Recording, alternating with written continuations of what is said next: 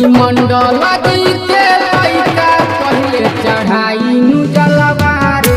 बाकी धान जाति के लइका बाबा पे चढ़ाई नु जलवा रे।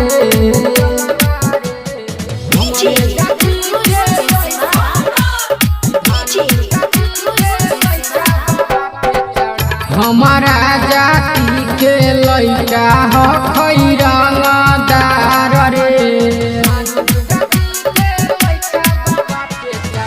सबसे रे पहले देते जलवा जाके धार रे।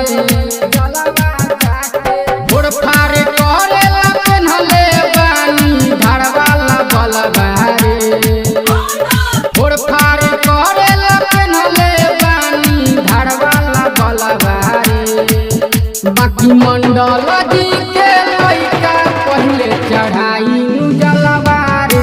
बाकी धान जाति के लइका बाबा पे चढ़ाई नु जलवा रे।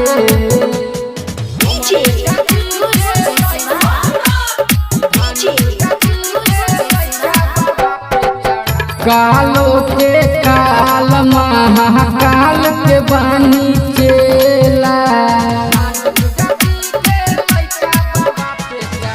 अमोद आर्यन हरदम भगती में रहेला।